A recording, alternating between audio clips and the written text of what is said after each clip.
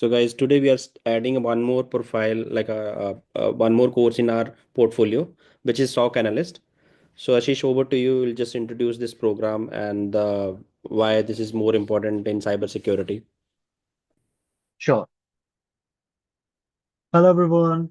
I hope my screen is visible to everyone.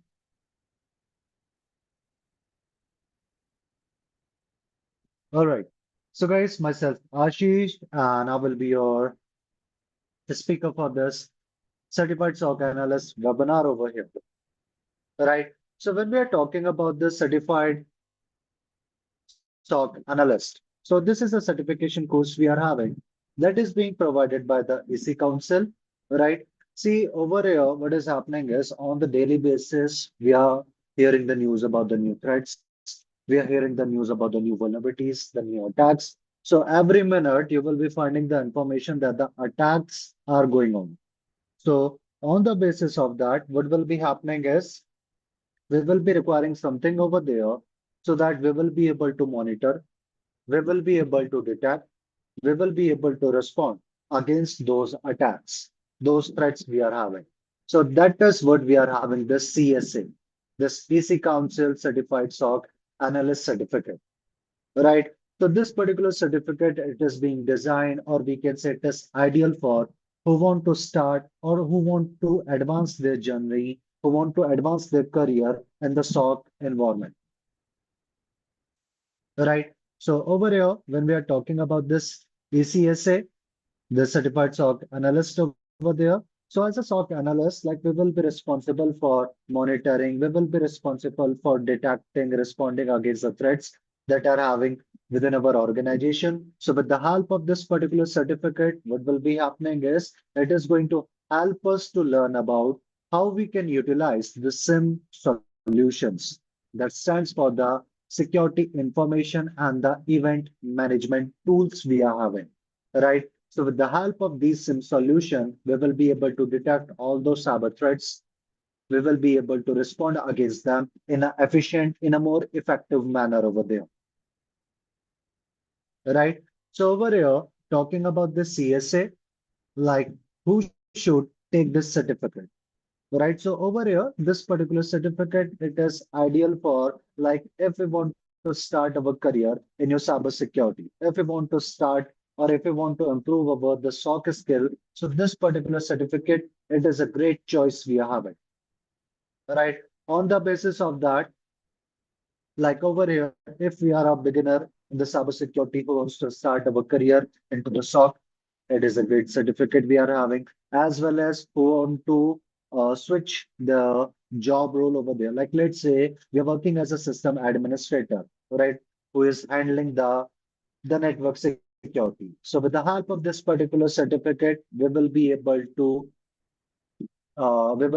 switch into a SOC analyst role we are having. So it is ideal for the SOC L1 analysts who want to improve their roles, as well as it is good for the network administrator, the system administrators we are having, the security engineers we are having, who are requiring the SOC knowledge. Right. Now, talking about the prerequisites we are having for this particular certificate over here. See, guys, over here, the prerequisites, they are like the network, right? We should be good with the network concepts like the firewalls, the IDS, IPS we are having, the IP addressing, the protocols we are having, as well as we should be also having a basic knowledge about the cybersecurity. Be having the knowledge about your system, like the Linux we are having, the Windows we are having. So I'm not saying that they are mandatory, but they all are helpful so that grasp, you will be able to understand all the terminologies we will be having down the line. Right. Now, talking about the exam details we are having for this certificate. So, guys, for this CS exam, we are having the duration of 2 hours. For that, we will be getting the 100 multiple choice questions. And the passing score, it will be from your 70 to your 80%. Right. So that's a bit we are having for this CSA. Right. In that, we will be discussing about the SOC, the security operations we are having, like what is the role we are having of the SOC Security Operations Center in our cybersecurity.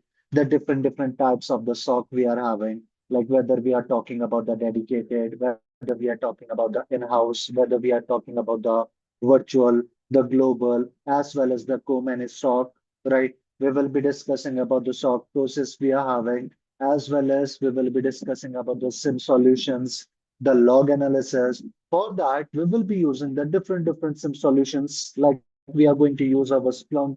We will be using our OSIM over there, that is an open source SIM solution. We will be using the ELK stack we are having, as well as we are going to use our Wazoo, we are going to use our Suricata, we are going to use our Security Onion, and many more. So with the help of those tools, we will be able to collect, we will be able to analyze the logs from the different thread feeds. Like we got our firewall, we are having our IDS, we are having our endpoint devices, as well as the best thing is we will be able to correlate those events that are happening.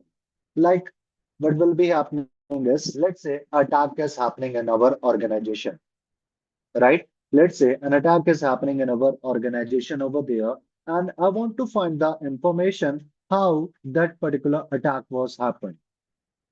So in that particular scenario, what we will be doing is we will be checking the logs of the multiple systems. Like let's say if an external attack is happening in our organization. So for that, what will be happening is I will be finding the logs in my router, in my firewall, in my IPS and the IDS, right? With the help of that, what will be happening is I will be able to find the relation between those events. And by doing that, we will be able to understand how that particular attack was happened in our system, in our servers, or in our network, right? On the basis of that, we will be able to detect, we will be able to create an alert, we will be able to trigger them, right? So that as a SOC analyst, we will be able to investigate them. As well as in the CSA over here, we are also going to discuss about the incident detection and the response we are having. Like we will be discussing about the malware analysis, we will be discussing about the kill chain, the MITRE attack framework we are having, and many more.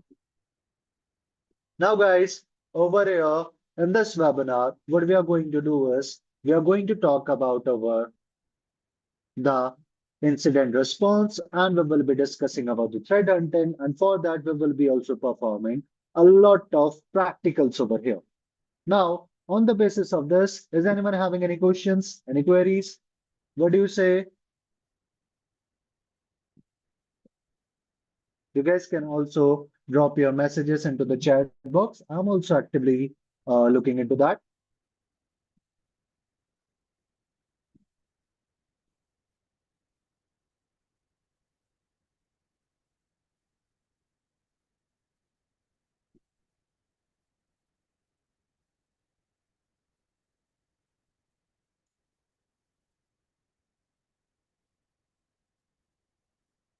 All right. So guys, let's go ahead. Let's start over the very first topic that is we are having as an incident response. Now, before talking about the incident response, we should be having a clear idea what is a security event we are having and what is an incident, right? So when we are talking about the security event, see guys, over here, like in our system, right? In our system, what will be happening is we are trying to perform the different types of actions over there. But over here, I'm not saying that each and every actions that are happening in our system, they will be malicious, they will be suspicious over there, right? Like we all are sitting in this Zoom session. It is what?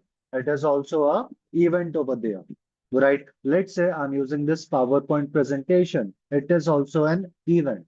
Whereas when we are talking about this incident, incident means to say any event or action that will be going wrong, that is what we call as an incident, right? Like let's say what will be happening is I'm trying to start my this Zoom session, but suddenly what is happening is I'm receiving a lot of errors, and due to that, this Zoom it is continuously throwing me out from the session, and because of that, I'm not able to continue my this webinar over there. So that is what. That is what a incident we are having. Right now, on the basis of the incidents, we are having a lot of types of information security incidents. Like we are having the insider threats, we are having the insider attacks over there. So when we are talking about the insiders, anyone, any guess, any idea, guys? What is an insider threat? You guys can also write your answer into the chat box.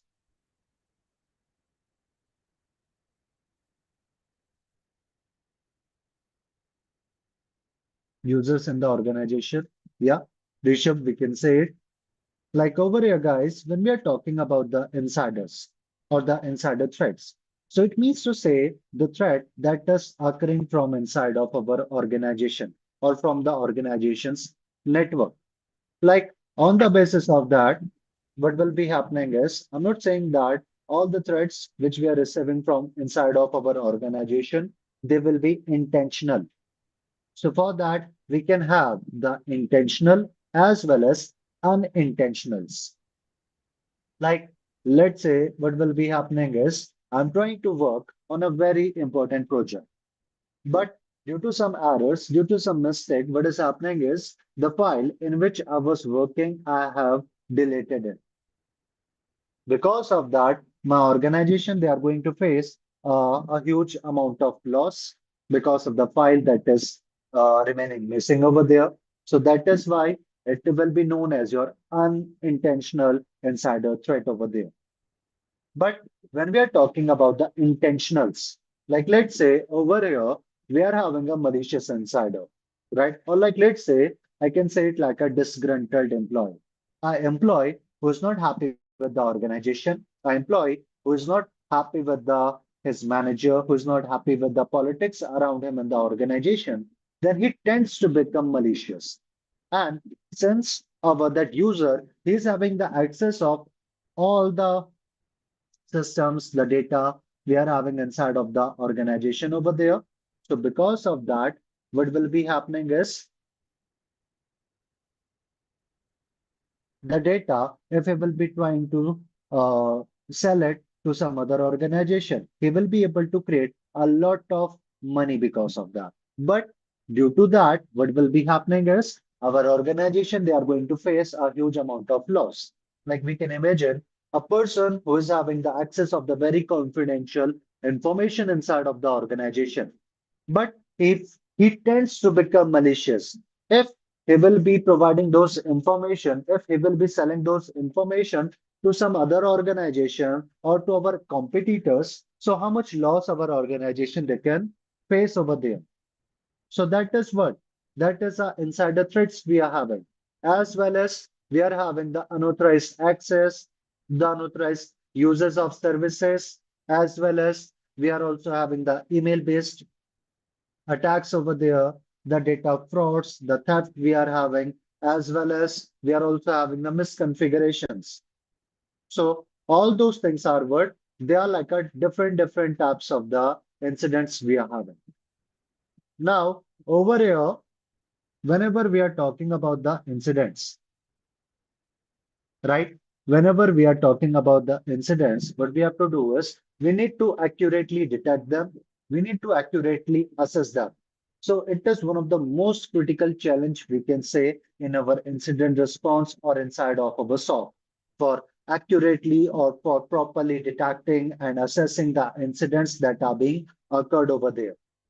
So that is why over here, what will be happening is whenever we are finding the information about the incident, right? Whenever we are finding the information about the incident, we need to assess, we need to identify the severity we are having for that particular incident. Like what is the criticality, whether it is high, medium, low, or critical over there. We need to find the information about them. As well as over here, what we have to do is we also need to look for the indicators, right? We will be looking for your IOC. Any guess? Any idea, guys? What is this IOC? The indicator of compromise. Have you guys heard about that?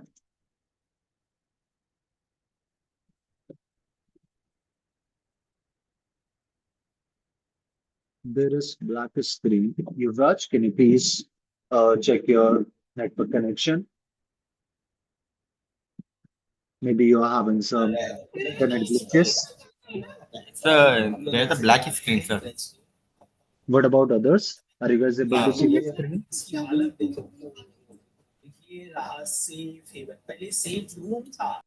Yes, the others are able to see. So maybe Yuvraj, you are having some network glitches. You can try to reconnect over there. Yes, sir. Okay.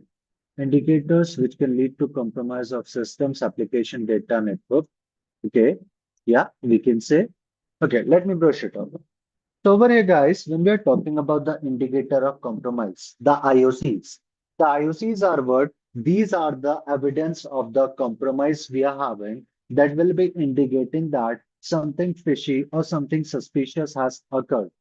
Like for that, if I will be giving you example, like during our school days, during our college days, whenever our system was getting slow, we used to say that maybe my system has been affected from a malware, or maybe my system has been affected from a virus. Have you guys ever found yourself in this type of situation?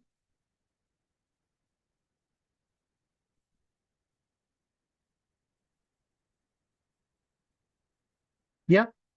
So that is what? That slowness, it is a symptom that is indicating that something fishy is going on over there.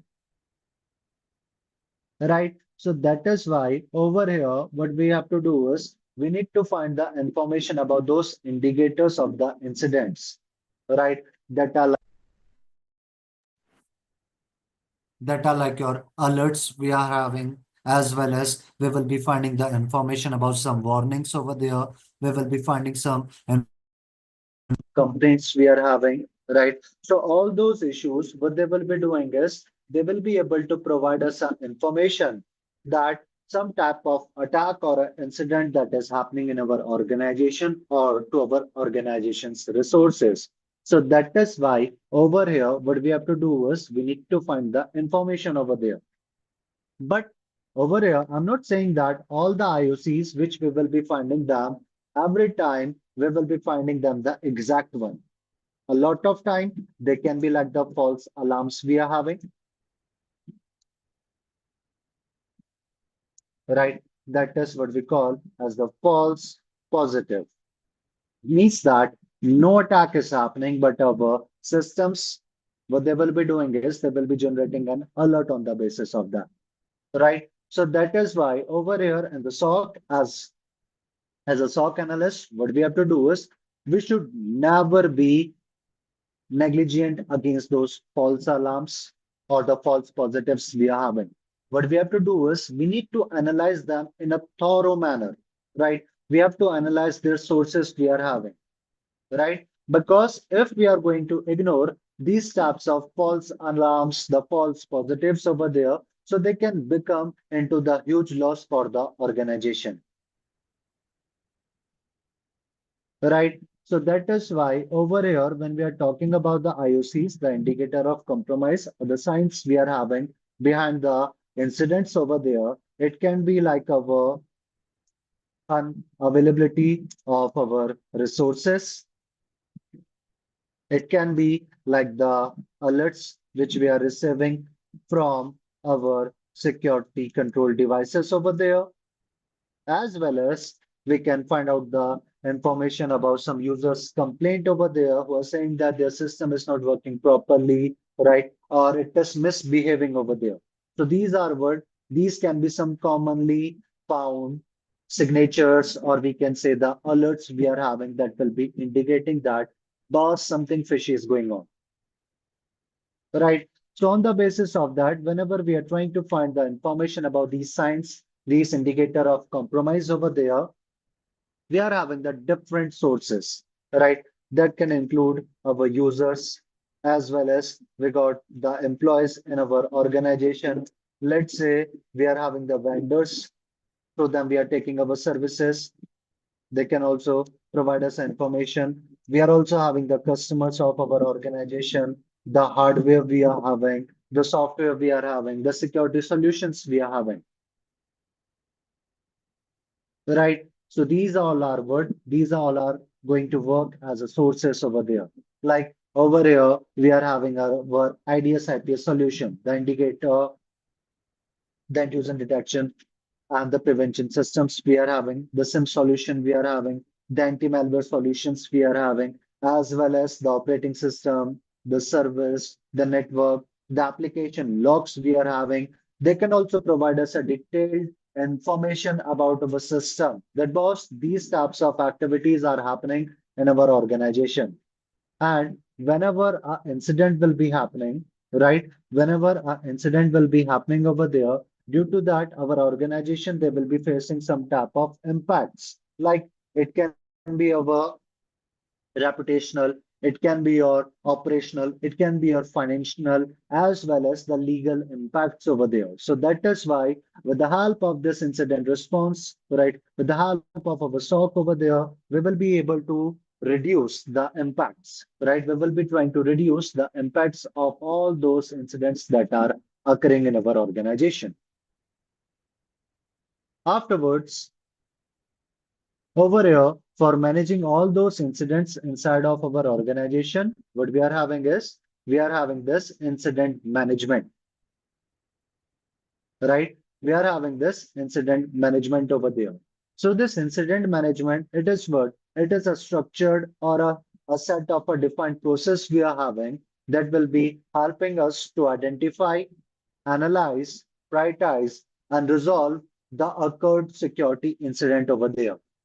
So by doing that, we will be able to make sure that the affected system, it is coming back into the normal services over there, right? As soon as possible. We will be trying to make sure that that particular affected system, it is ready to use, it is free from the traces of that particular occurred attack over there, as well as we have to make sure that we are able to ensure that same type of incident is not going to occur in our organization. We are not going to find the same type of incident in the future, right? So that is why for managing those incidents properly over there, what will be happening is our organization, they have to take the proactive approaches over there. What they will be doing is like they will be utilizing our the threat intel, they will be performing our vulnerability assessment, the vulnerability analysis we are having, as well as we are having our IDS. We will be performing the 24 by 7 monitoring over there. We will be performing your security awareness training, as well as the analysis for our instances, the artifacts over there. So with the help of that, we will be able to improve our quality of services as well the incidents that are occurring in a proactive manner, as well as we will be able to reduce the that particular occurred incident in our organization, in our business, in our services, as well as over there, we will be also able to ensure the regulatory and the compliance requirements over there, right? For that, what we are having is we are having this incident management. Now, over here, guys, for managing all those incidents inside of our organization, right? For managing all those incident inside of our organization over there, what we are having is we are having in the organization, we are having the incident handling and the response team, right? We are having this incident handling and the response team. So this team, what they will be doing is they will be going ahead, they will be working in an organized manner, they will be taking all the careful steps we are having, and they will be making sure that they are able to react against the security incident that has occurred over there. But for performing this particular process, what we are having is we are having the incident handling and the response life cycle over there.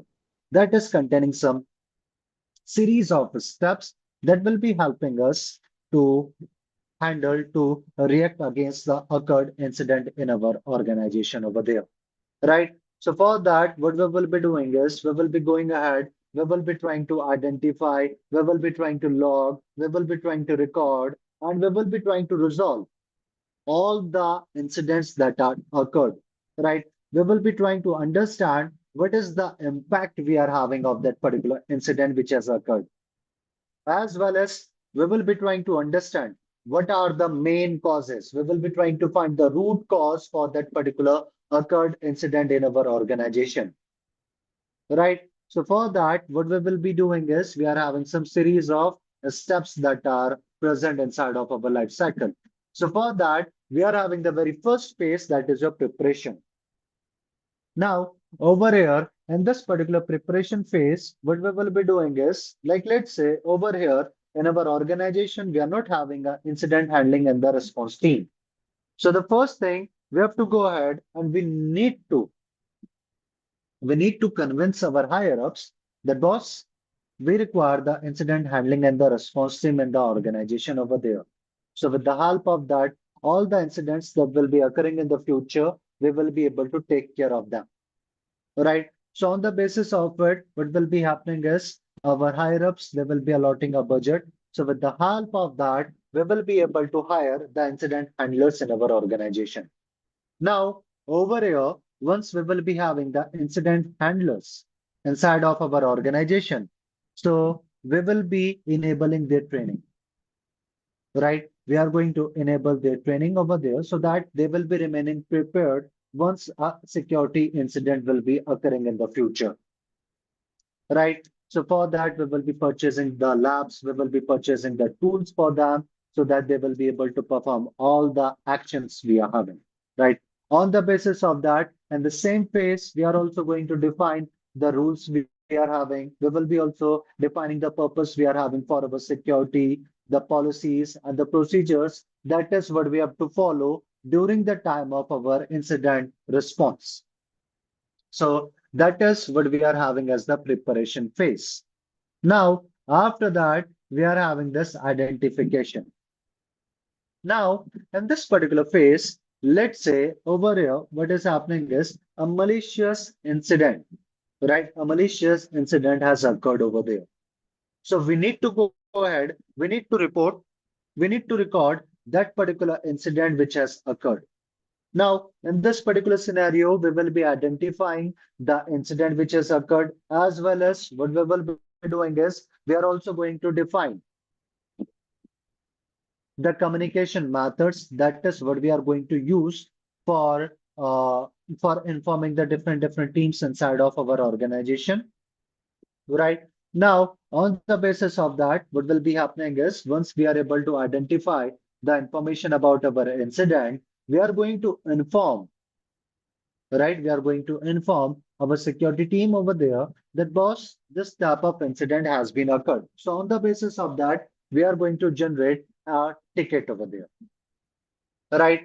So now we have identified the incident. We have also informed to about the security team we are having, the SOC team over there. Now, on the basis of that, what will be happening is they will be going ahead and they're going to perform the triage, the incident triage. So what do you say, guys, when we are talking about the malware incident which has occurred? What do you say is each and every incident that is what we are finding in our organization? Are they all worth responding?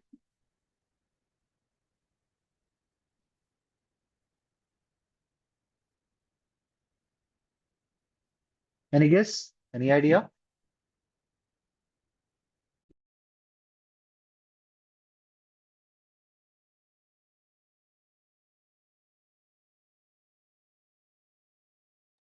What do you say, Balaji, Harish, Tarif, Tosif, Ojas, Rishabh, Swain, Yuvraj? What do you say, guys? Like all the incidents, that is what we are finding in our organization. Are they all worth responding?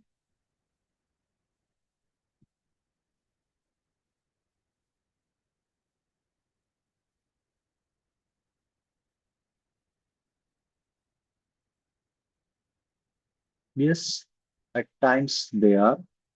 What about others? Any other opinions into that?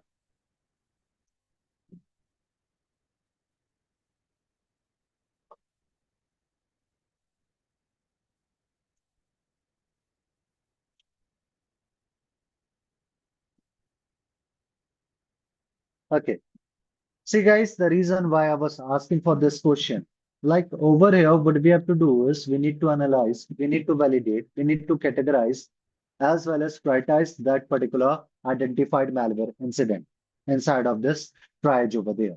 So for that, what we will be doing is first we are going to find the information that whatever the incident which has occurred, is it worth responding or not? And how we will be finding the information regarding it? We will be finding the information regarding it with the help of your impacts over there. We will be trying to understand what are the impacts we are having of that particular identified incident. So for that, first thing we are going to perform your verification, in which we are going to verify that particular incident which has occurred, is it worth responding or not? We will be trying to find out the information regarding the impacts, like whether it is whether it is low, medium, high, and critical. So with the help of that, we will be able to understand the impacts as well as the organization they will be facing. Like over here, we will be trying to identify the information. Are our organization, is our organization going to face the reputational impacts? Is our organization going to face the operational impacts? Is our organization, it is going to face your financial impacts, as well as are they going to face the legal impacts or not because of that particular occurred incident. So by understanding all those impacts, we will be able to identify the information, yeah, that it is worth responding, and we will be able to categorize it, right? We will be able to categorize it that it is having the severity level as low, it is having medium, it is having high, or it is having critical. So on the basis of that, what will be happening is if we are able to categorize the occurred incident, we will be able to perform the prioritization, like which incident we need to handle first. On the basis of this severity, on the basis of this category over there, what will be happening is we will be able to prioritize which incident we have to handle first and which incident we have to handle next over there. So for that, we are having this triage over there. Are we clear? Are we clear, guys, with this triage? Anyone? Any questions, any queries on this?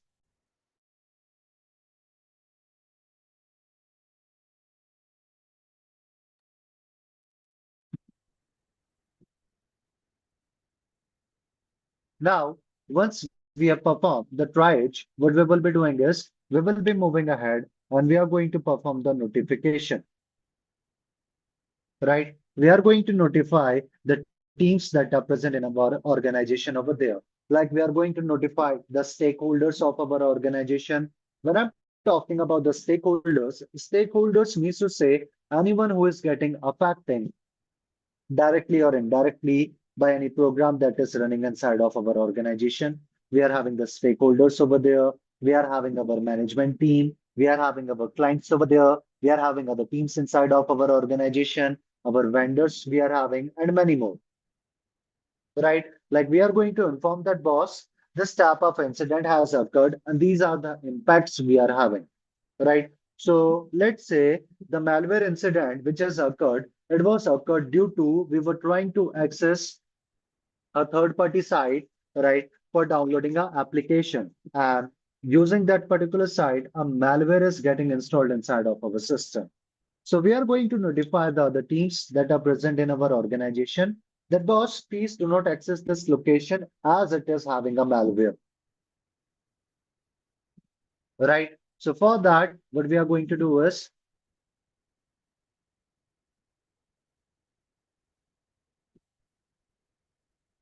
we are going to, you can say, notify the teams over there, right? Then afterwards, what we are going to do is once we have performed this notification over there, our higher ups, they will be providing us information. Yeah, it is a severe incident. We need to handle it as soon as possible.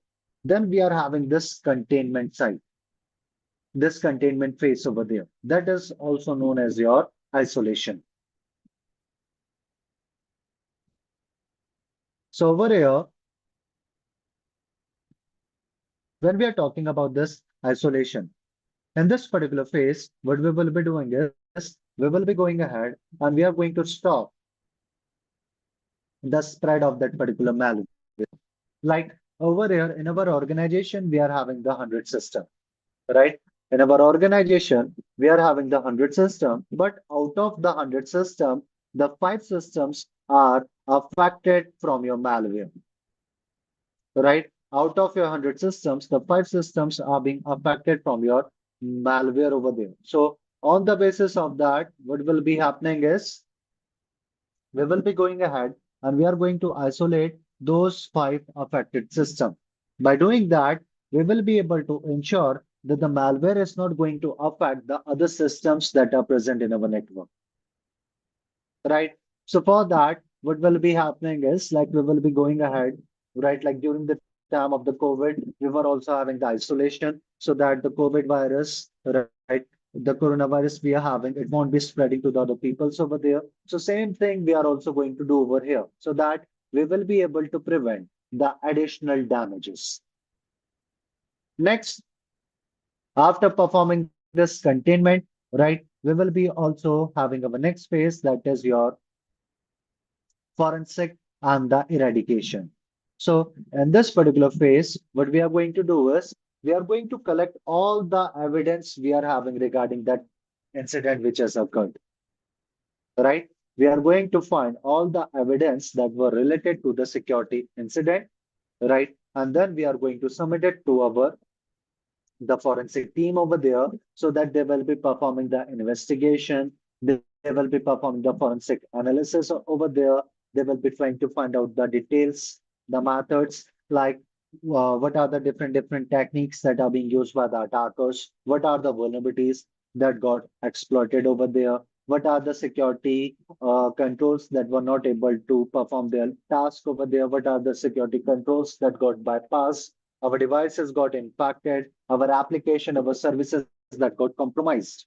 We will be trying to find out all the evidence, right? Then after that, we will be moving into this eradication. Over here, in this eradication, what we will be doing is we will be going ahead and we will be trying to, in this eradication phase, we are going to remove the malware from these affected systems.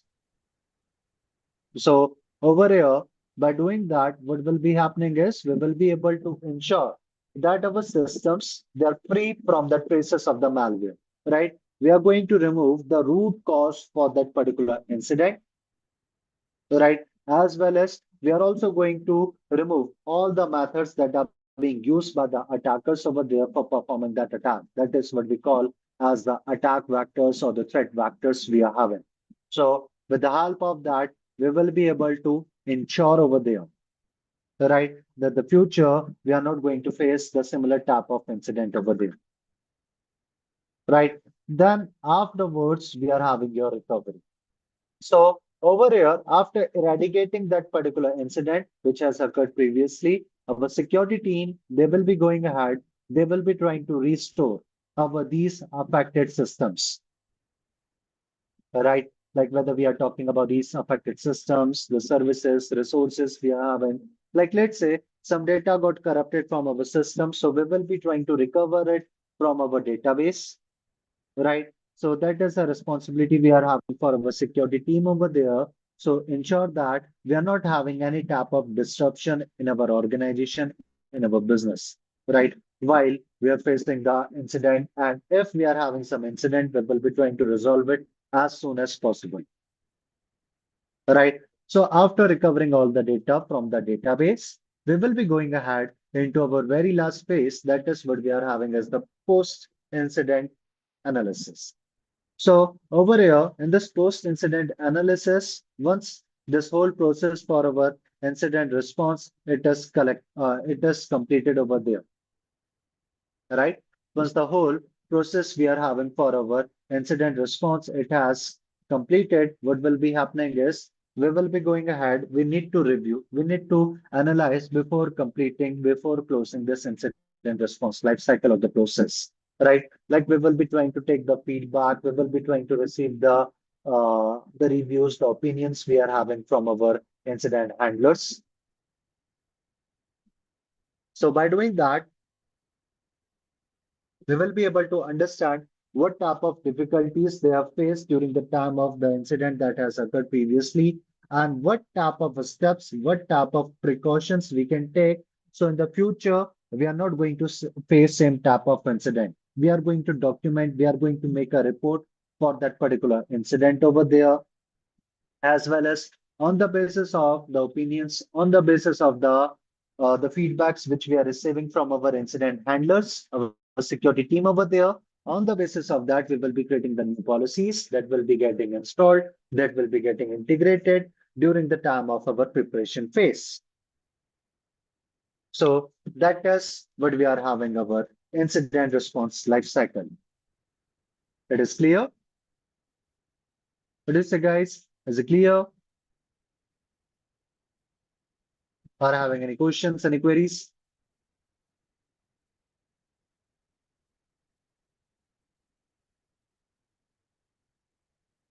Great. No, sir. Great. So over here, what will be happening is whenever we are talking about these security incidents that are occurring over there. So at the time, as a SOC analyst, right? As a SOC analyst, what is happening is we are having a lot of responsibilities. We are having our own roles and responsibilities over there. Like over here, what we have to do is we need to continuously monitor all the security alerts, right? We need to look for the logs from our firewalls we are having, the IDS, IPS we are having, the SIM solutions we are having, the endpoints we are having. And on the basis of after finding all those logs over there, we need to find out the information about the suspicious activities. We will be trying to extract the IOCs, the indicator of compromise we are having, and then we will be trying to investigate on the top of all those alerts which we have received through our logs, the events, and the incident over there to determine, to understand the information, whether they are like a real attacks, the real threats we are having, or they like the false positive.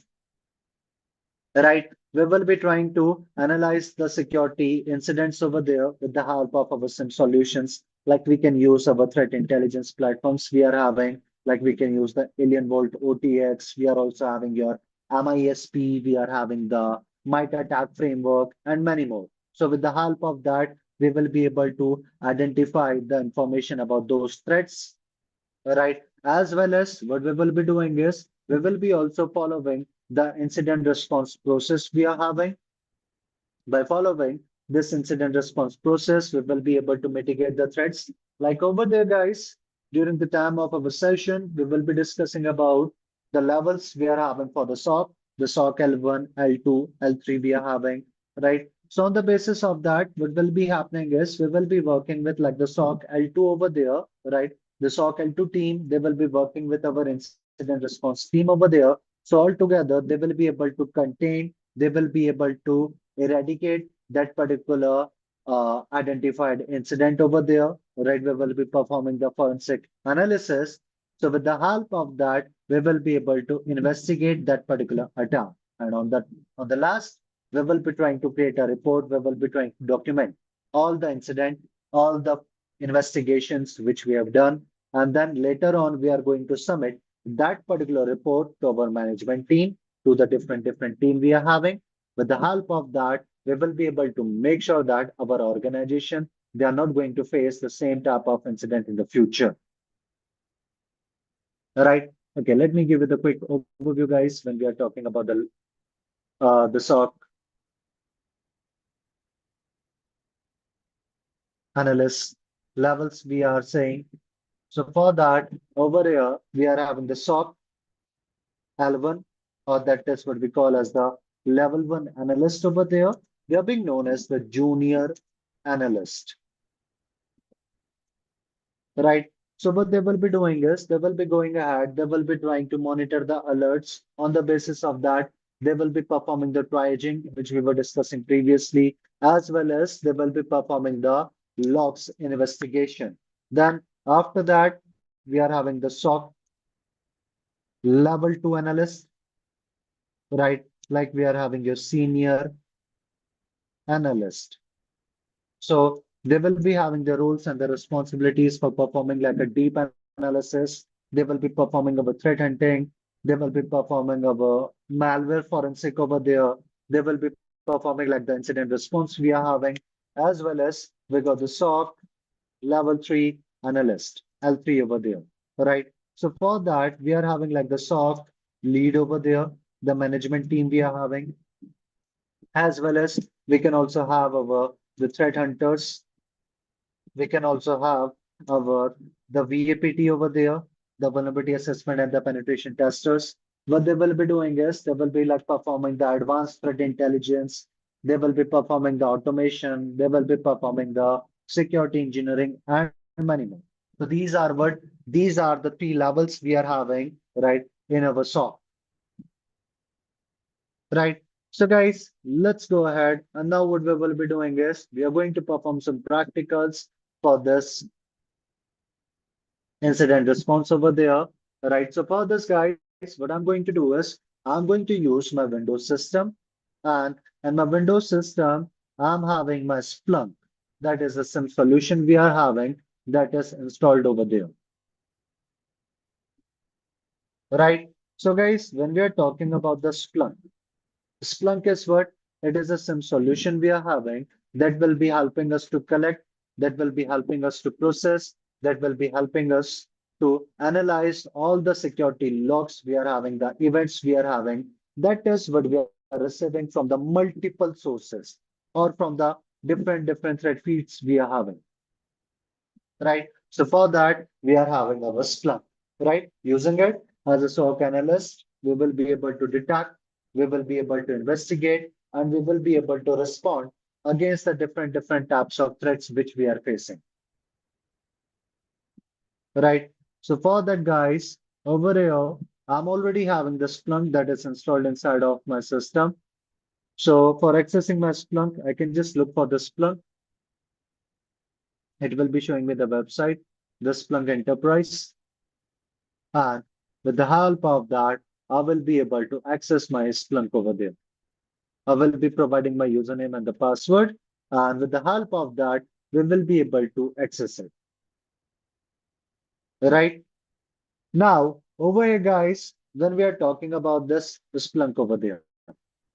Right? So it is what? It is like a search engine we are having. With the help of this search engine, we will be able to analyze, we will be able to detect, we will be able to monitor the logs in the real-time scenario. And the best thing is, we will be also able to perform the correlation of the security incident that has occurred, like we can correlate it with the help of our firewalls, the IDS, IPS, as well as the different types of services we are having.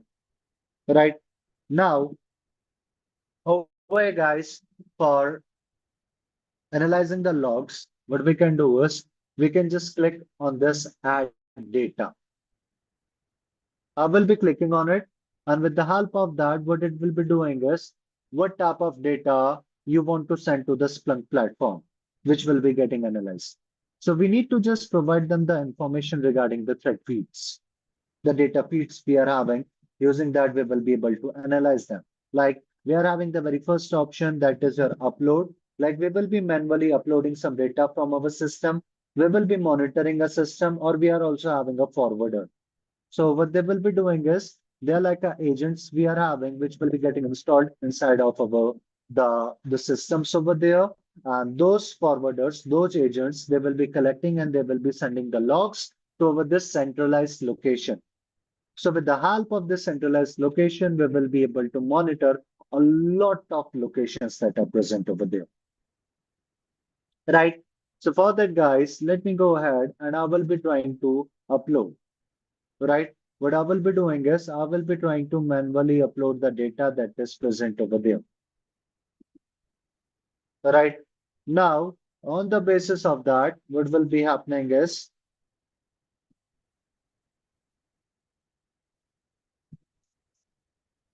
on the basis of that, guys, when we are finding this the add data option, right, in which we are using the upload over there. So on the basis of that, what it is doing is it is going ahead and it is trying to provide us a information, right? What it is doing is it is trying to provide us an information that boss over here, what we can do is we can upload a particular file which you want to analyze. Now, on the basis of that, let me quickly get inside of my desktop and over here on this desktop, I'm having this Sysmon, the system monitor event logs over there that is present in the JSON format. So I will be just dragging and dropping this particular file, and this particular file has been successfully selected. Once it is being done, we can click on this next. It will be trying to understand what type of source we are having. Right. So already it is properly providing us information that boss, what we are having is it is a JSON file, right? What it is doing is it is providing us like boss, this is a JSON file we are having. With the help of that, we will be able to find the information regarding it. Now we can just click on the next, and with the help of that, it will be able to provide us the information. Now, over here, guys, for collecting the information, we have to first provide them an index, like from what location we want to collect it. So if you want to create your own index, we can also use, if you want to have the default one, you can also use them, right? So on the basis of that, let me do one thing. Let me go with the default one. I'm not making any changes. We will be creating on this submit over there. With the help of the submit, we will be successfully able to upload it. Click on submit. It is trying to upload our file. Let's wait for it.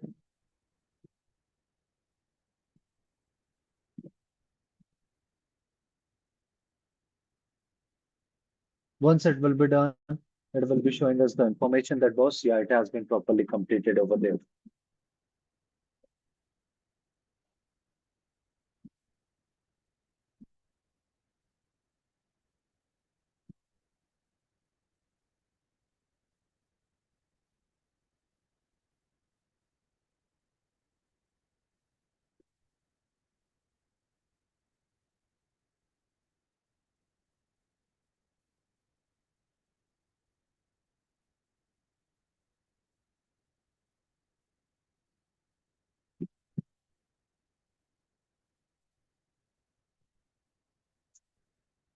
Okay, it is taking a bit amount of time to load up a file.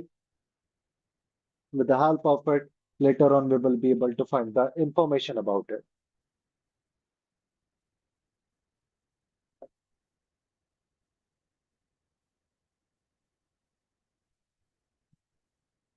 Now, till the time it is trying to upload a file over there, what I will be doing is I will be going ahead and I will be trying to monitor my own system, right? So for that, we are clicking on this add data, local event logs we are having, and we are providing it information that over here, I just want to look for my application security setup in the system. Next, right? I'm using the default index over there. Right. Now, on the basis of that, we can again click on the submit over there. We can click on this start searching. By doing that, I will be able to find out the information regarding of my system.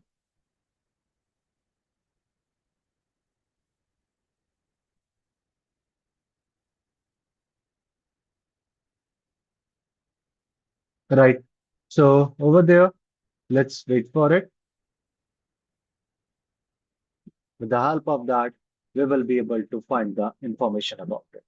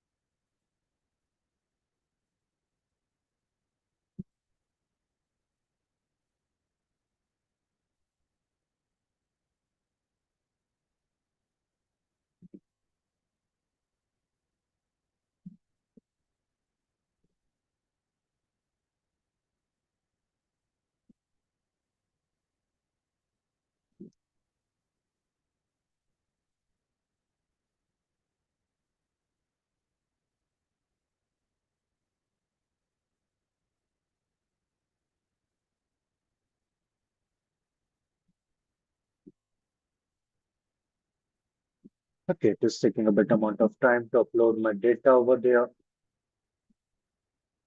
Now, over here, since it is taking a time in this particular scenario, what we can do is we can just wait for it, right? We can just wait for it. So with the help of that, later on, we will be able to find the information regarding the logs that are present. We will be able to analyze them.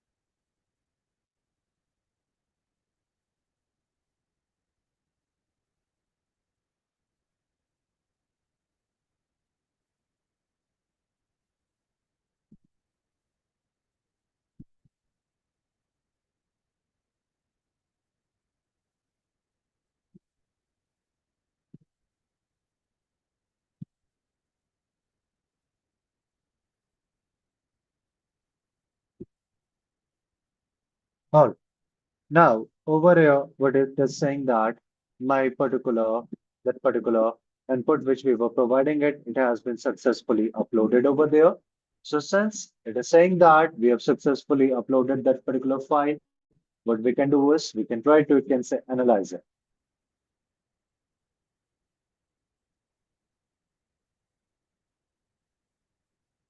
Now, we can just try to click on this start searching. With the help of this searching over there, it will be trying to provide us information what is happening over there. Right? What it will be doing is it will be trying to, you can say, provide us information on the basis of this system monitor log files, which we have previously uploaded inside of it. With the help of that, we will be able to identify the information, what is happening. Right now, on the basis of that, what is happening is I'm having this particular log file over there that was from a compromised system over there, right? And on the basis of that, what we will be doing is we will be just going ahead. We will be trying to analyze the logs so that we will be able to find out the information regarding what are the steps, what are the techniques that are being used by the attacker over there. Right. If you guys want to use the same log file over there, so let me do one thing. I'm just opening my easyupload.io. Will be hitting enter. So let me upload that particular file over here. Let's stop. So I'm just dropping it. With the help of that, you guys will be able to download it inside of your system. Okay, server responded with zero code. It means that we are having some errors over there.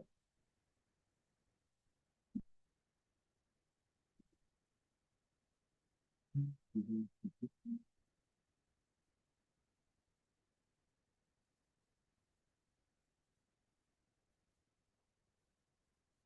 Okay, maybe the system it is giving us some errors, like this particular easy upload. We can use some other platform for sharing it. Okay, so first, let me show you guys over here. What is happening is I'm finding the information about this particular log file over there. And with the help of that, we need to find out the information, like what are the steps, what are the techniques that are being used by the attacker over there. Now, on the basis of that, what I will be doing is I will be first trying to find out the information. Like since it is coming from a compromised system over there, so let me find out the information. Like over here, what are the or what is the very first file which gave the access of my system to the attacker? Right. I need to, you can say, find out the information about all the executed commands over there, like at what particular time those commands got executed, as well as on the basis of that, we will be trying to find out the information about the suspicious ones. Right. So with the help of that, we will be able to identify that boss, these are what these are like the malicious files, which gave the access of our system to the attacker. Right. So over here, what we will be doing is we will be just going ahead and we will be making some changes. Like let me remove the source type and let me remove this host. I'm just going to use the source over there. Right. Now, after that, what we can do is, or if you want to, you can keep both of them, no problem with that. Right. Now, over here, we will be using the pipe for defining that we are having the two different commands. I want to see the information into the statistic manner over there, right? So by doing that, it will be more easier for me to analyze. And let me write stat count by the help of your event dot event data dot. I want to find the information about the commands that got executed by the attacker. So that is why I'm looking for the events that are related with our commands, the CMD command line. And on the basis of that, let me also look for the event data with particular time we are having. Like at what time those commands got executed. Right. So with the help of that, what they will be doing is they will be going ahead. They will be trying to provide us a information. What are the commands that got executed with the help of your CMD, with the help of our PowerShell, with the help of our terminal, and so on. Once we have written it, we can just hit enter. It will be analyzing and it will be matching. Right. So guys, over here, we are having this time option. With the help of it, what will be happening is we will be able to use this time window. Like if you are going to look for the real time, like over here, these are the logs that are present from my system, right? These are the logs that are present in my system over there. So on the basis of that, if you just want to see the real time alerts. If you just want to see the real time, we can see the logs we are having. You can click on them, right? If you're looking for the other, like a 30-second window, if you want to use like a 5-minute window over there, you want to see the logs for the last, from the last 15 minutes, or just for today, for the week to date, the previous year, and many more. We can provide the information. So this particular tab we are having that is being used for my own system, and this particular tab we are having that is going to provide us information about the malicious or this or the log file which we have uploaded inside of it. Now, with the help of this, you guys can see the information. What they are doing is they're providing us information about the different commands that got executed by the attacker, right? Like we are having the C Windows System 32. So when we are finding the C Windows System 32 over there, it means that the attacker at that time he was having the administrative privileges, right? We are even having these many lengthy commands over there. These lengthy PowerShell commands, we are also finding the information. On the basis of that, what we can do is we can also try to find out the information about the suspicious one,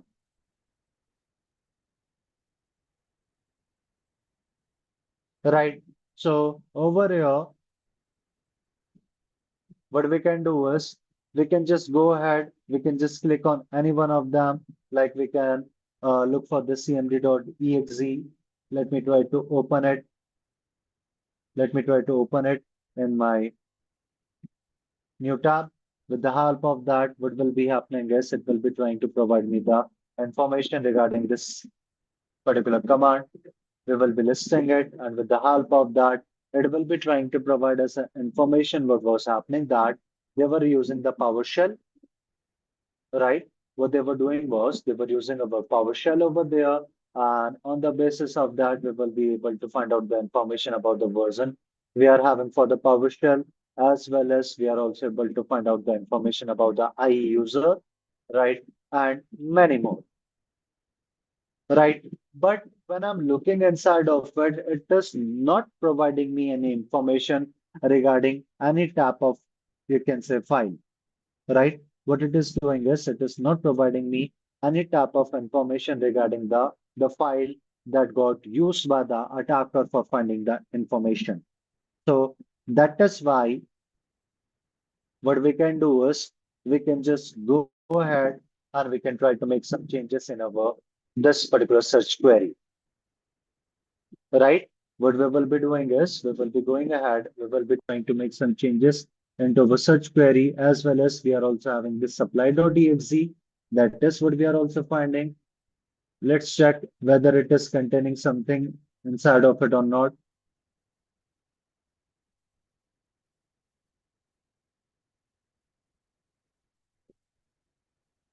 No, no left over there. Right. Like over there, what is happening is it is providing us a information over there regarding this supply.exe, right? That is a particular exe command we are having or the exe application we are having that is present inside of our the temporary directory over there. So it can also be malicious, but I need to find a more detailed information over there that has been downloaded from the internet. We are able to find the information about it also. It is also providing us information about the file hashes. So all those things we are able to find through.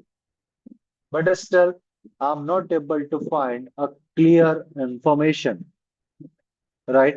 Still, we are not able to find a clear information about the file that was most probably executed by the attacker over there, right?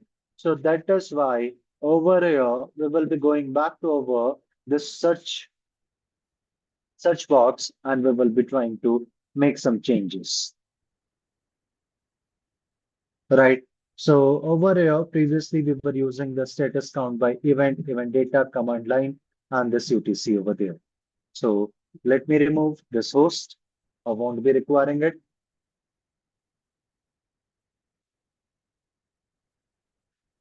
As well as let me also remove the source type,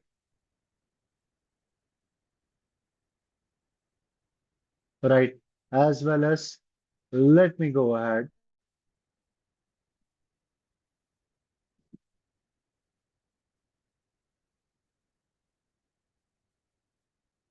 and let me look for all the time. Now, over here, what is happening is this time we are also having this mmc.exe that is also getting executed during the time of your this timeline. We are finding the information. We can look for it over here in our other tab. But in the meantime, what we are having is we are also having some other tabs. Maybe the other tabs they're containing more information. So also let's check them. cmd.exe, cmd.exe. We are finding the information about it.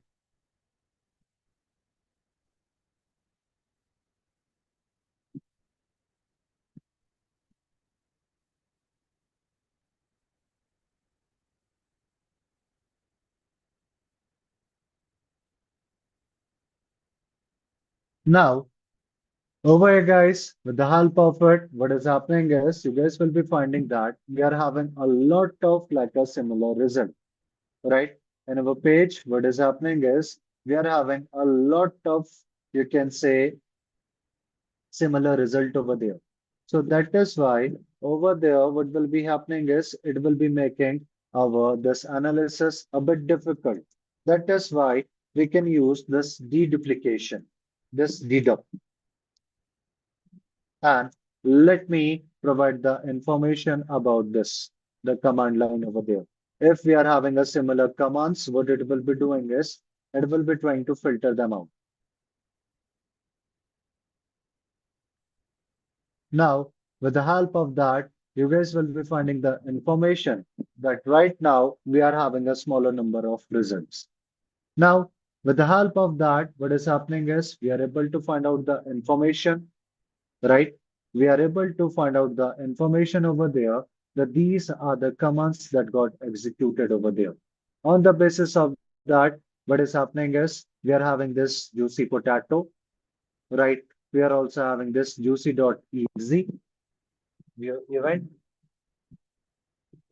Now, On the basis of that, if we will be looking for this juicy potato, we will be looking for all the lines we are having. So with the help of that, we are able to find the information that we are having this supply.exe over there. So it means that, like this is what we have also previously found. So it means that over here, what we are having is we are having this PowerShell command over there that is being used for downloading of a malware inside of our system, as well as the malware that is being present over there, that is like your juicy.exe. We are also having the information about the ports. We are also using the NC, the netcat that is getting used for getting the reverse access over there, as well as we are also finding the port number that was getting used for getting the reverse access. Now, if we want to go ahead, we want to find out the more information. What is this juicy.exe? We can just paste it in our browser over there. With the help of that, we will be able to find the information, whether it is like a malicious file or not.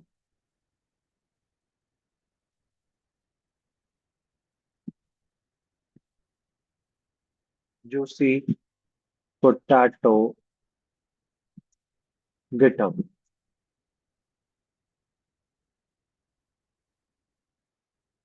So over here, guys, what is happening is we are able to find the information that this juicy potato is what it is being used for the privilege escalation tool, that is being used for our Windows, that is being used for our, we can say, the anti-authority systems we are having.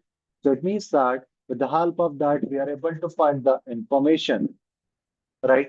We are able to find the information that what we are having is we are having this malicious tool that is being used by the attacker for performing his malicious actions, right? So this is how what will be happening is we can directly go ahead. We will be able to find the information about what is happening over there by using our this is Splunk.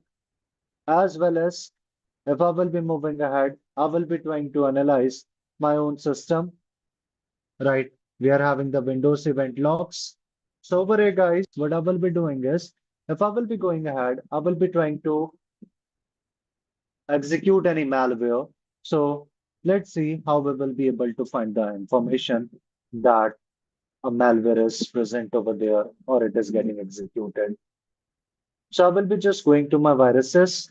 I'm having a malware with the name of your Wikiworm, right? That is a simple malware we are having, right? That will be opening the Wikipedia pages for us. So I'm going to execute this Wikiworm. It is saying that don't worry, be happy. So let me go ahead. Let me try to open my task manager. With the help of that, you guys can see it is providing us information that this Wikiworm, this particular application, it is working over there. If we will be going back to our Splunk, instead of you can say everything, what we can do is we can just remove it. We can look for the wikiworm.exe. We will be hitting enter. On the basis of that, guys, it will be trying to provide us information about this particular wikiworm. Now, instead of looking for all-time events, let me look for the last 15 minutes. Right now, you guys can see it is performing its search. It will be taking some couple of minutes, and then it will be trying to provide us information that is related with our wikiworm. Using that, we will be able to identify, we will be able to find the information that is related with this malware that, yeah, it is getting executed. And on the basis of that, what we can do is we can also generate the alert. So in the future, we are not going to face the similar type of attacks again.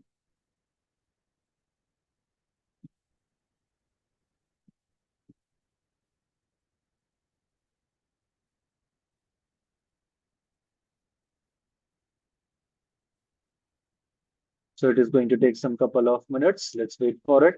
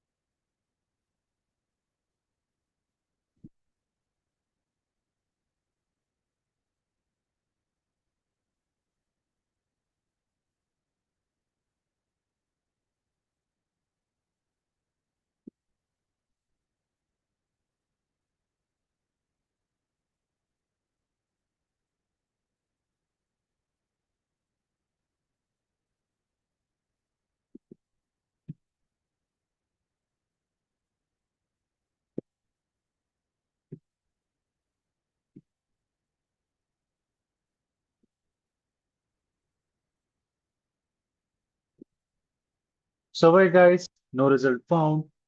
It is saying that try to you can expand the time range, but it will be taking a bit amount of time. Then later on, we will be able to find the information we were having related to that. Right. But over here, since it will be taking a bit amount of time over there, so what I'm doing is I'm not going to wait for it. Instead of that, let me directly look for the you can say previous logs we were having for this wiki worm over there. Let me look for all the time. Right. So with the help of that, what is happening is I'm able to find the information regarding this Wikibomb. It will be providing us information, source name, Windows error reporting over there, right? As well as event type, application crash, response not available, right? We are also able to find the signature we are having for it, right? It will be also providing some more detailed information, right? Now, since over here, this Wikibomb, it is what? It is a malware. So we can go ahead, we can save it as an alert, right? We can provide it information that, boss, we are having this wikibomb.exe malware description. This is a malware. This is a worm. Let me write it as a real time so that it will be creating the alerts. And now, if we want to expire it in your 24 hours, we can also provide it information. Then after that, let me also select the trigger. Right. So over here, on the basis of that, if you want to can say trigger on the basis of the result, it will be creating the alert for us.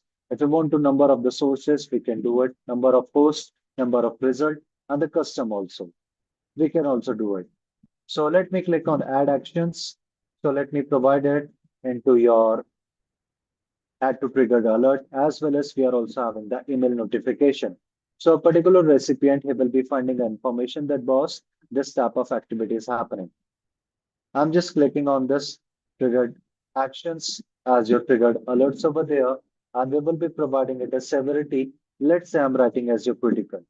Then after that, we can save it.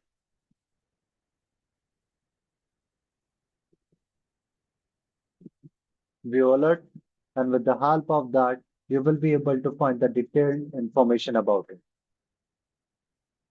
So right now, over there, if in the future, what will be happening is, right, if in the future, this particular wiki worm, it will be getting executed again. So at that time, what will be happening is we will be able to find the information about it, right? It will be trying to generate an alert for us. But since it is what it is a malware we are having as the wiki worm, so on the basis of that, what it will be doing is it is going to generate a lot of pop-ups for us, right? What it will be doing is it is going to generate a lot of pop-ups for us. It will be opening the Wikipedia pages continuously for us until and unless I will be restarting my, unless and until I will be restarting my, you can say, this Windows. See, it is continuously executing it, and executing it. Now, if I will be looking for my alerts, right? So with the help of that, what is happening is we are able to find the information about it. And see, it is continuously opening my new page. So that is the work of this wiki worm. Now, over here, guys, with the help of this, what is happening is we are able to find the information that it is getting it gets executed at the time of your 10:21, and we will be able to find the information. So over here, successfully, we are able to find the information related to it, right? If you want to, you can say, make this particular alert to get received in your email, we can also configure.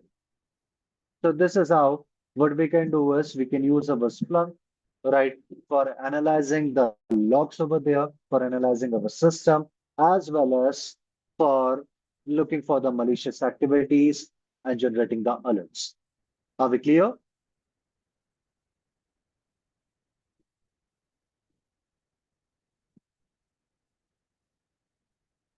how to extract this log file from a system.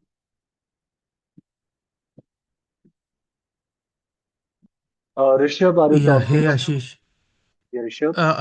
I am asking about that particular log file which you uploaded into the Splunk as a JSON format. So, can you let us know how to extract that particular event file in the system? Okay, you're saying that how we will be getting that particular file in our system for our Exactly, analysis, yeah. right?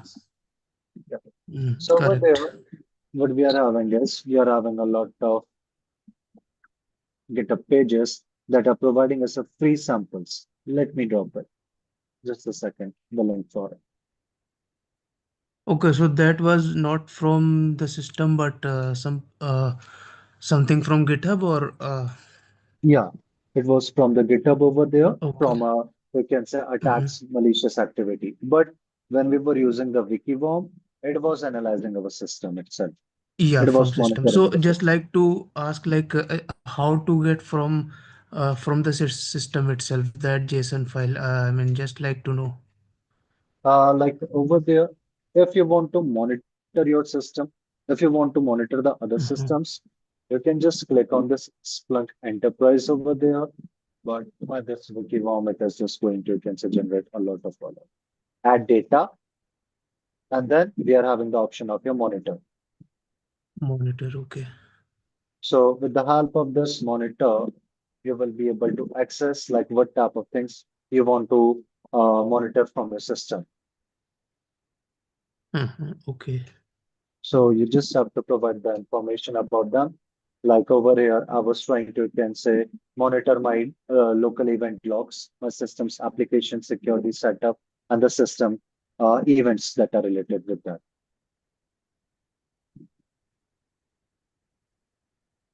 Okay. And yeah, I have just one more question. Like, let's say any security incident came, and we want, and there is an infected machine, and we want to analyze the logs from that particular specific machine, the events log. So in that case, we will be extracting any logs from that machine, like as a forensics, or we will be using the SIEM tool like Splunk or Sentinel.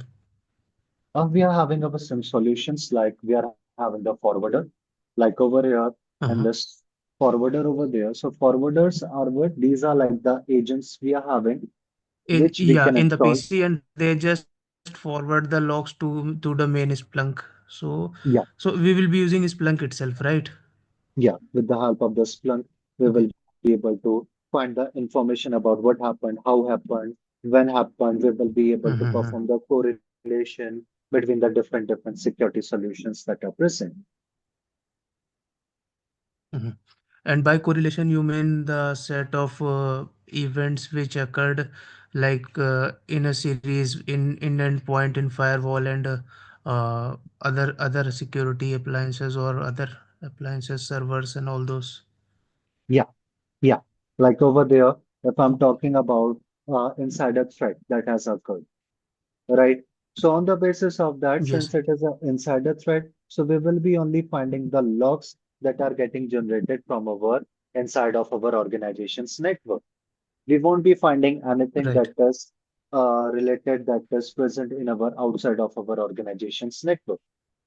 So Mm-hmm. that is how we will be able to perform the correlation. Like what are the series of steps that are being performed by the attacker, how that particular attack was happened, what are the series of steps that are being taken by him.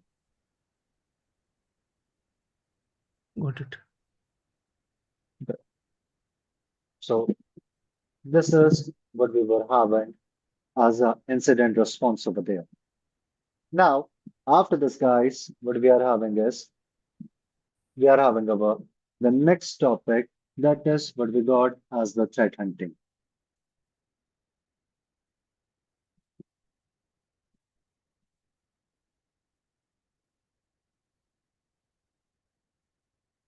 Right. So over here, okay, let me just give me a second. I'm just dropping the link which I was talking about the GitHub over there for the logs.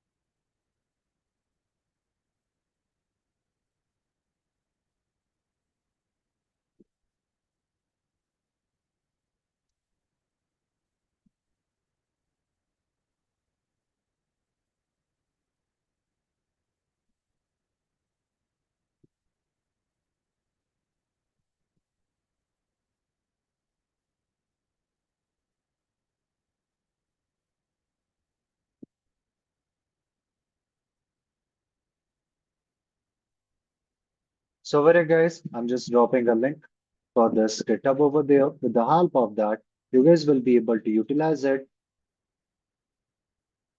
for your analysis over there. You guys can upload it inside of your system. You will be able to see what is happening over there and many more.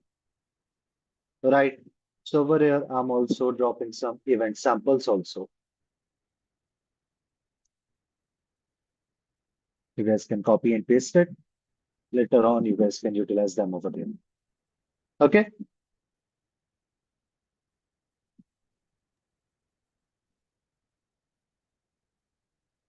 All right. So over here, guys, we are having our next topic as a threat hunting.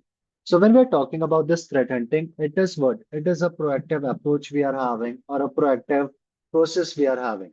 And that we will be actively looking for the hidden cybersecurity incidents that are happening in our organization.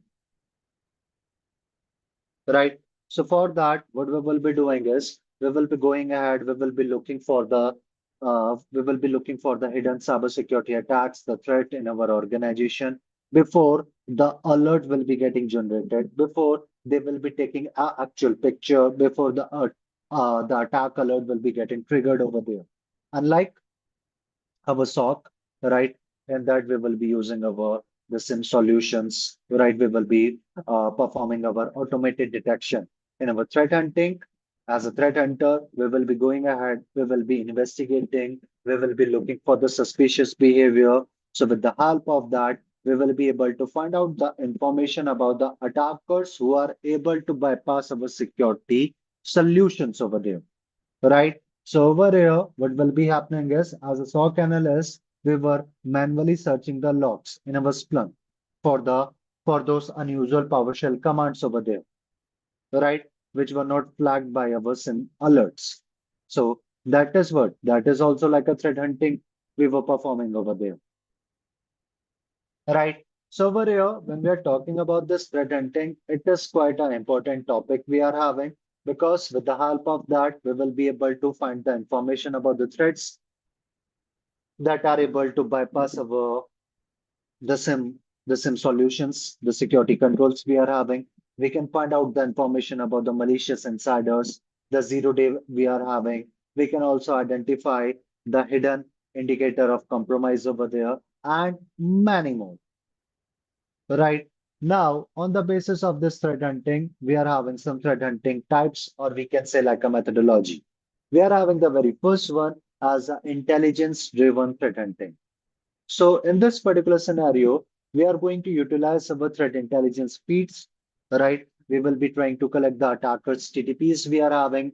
For that, we can use our sources like your MITRE attack framework, Alien Vault OTX over there, the virus total we are having, and we are going to focus for identifying unknown, right? We are having a word like a known attack pattern or a known IOC, like the IP address, hash, or the domain names. Then we are having this hypothesis-based threat hunting. In this particular scenario, we will be specifically looking for the attacker's behavior, his tactics, techniques, and the procedure. For that, like we can use the MITRE attack framework. With the help of that, we will be able to like simulate like a whole attack scenario, like attack is happening, like whether we are talking about phishing, whether we are talking about the malware attack, and many more. And then we will be, as analysts, we will be searching for the logs over there, right? Then after this, we are having this analytics driven hunting. In this particular scenario, like we can perform the ML, we can perform our anomaly detections over there. With the help of that, we will be able to find out the information regarding the unusual or the suspicious activities, right? We will be first creating like a normal behavior, and if anything that will be coming as an unusual, right, it will be getting considered as a malicious one. Like over here, as analysts, we are going ahead, we are trying to analyze the user's login patterns, right? Like let's say we are using our Splunk, and with the help of that, we are trying to find out the information about the unusual login patterns. So over there, what will be happening is as a normal time in India, we will be defining that the users they will be logging in their system from the 9 a.m. till your 6 p.m. But over here, what will be happening is if we will be finding suddenly a user who is trying to log in during the time of your 8 p.m., we are going to consider it as a malicious one, right? So this is what we are having as the types for the threat hunting over there. Now, in this particular scenario, what we will be doing is we will be going ahead, right? In this particular scenario, what we will be doing is we will be going ahead and we will be trying to can say find out the information about the attackers IOCs over there, right? What we will be doing is we will be trying to analyze the data, and on the basis of that, what we will be doing is we will be utilizing them so that in the future we are not going to face that type of issue. So for this, guys, what I'm going to do is I'm going to utilize my platform like your MISP. That stands for the Malware Information Sharing Platform.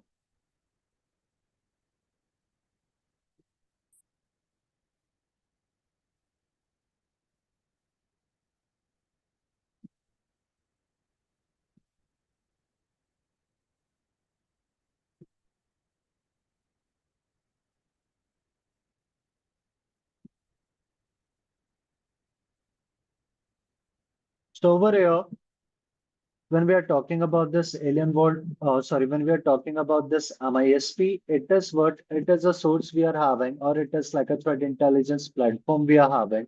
With the help of that, we will be able to collect, we will be able to analyze, we will be able to share the IOCs, and using that, we can also create a lot of rules inside of our system, right? So for collecting the threat intelligence, I'm going to use this Alien Vault OTX, that is a open source threat intelligence platform we are having. With the help of that, we will be able to find out the information about the IOCs we are having of your attackers that are being done behind a particular attack. They will be also providing us information over there, right? They will be also providing us information about the indicators we are having. Like over here, we are having the domain name. We are also having the Yara. Have you guys heard about the Yara?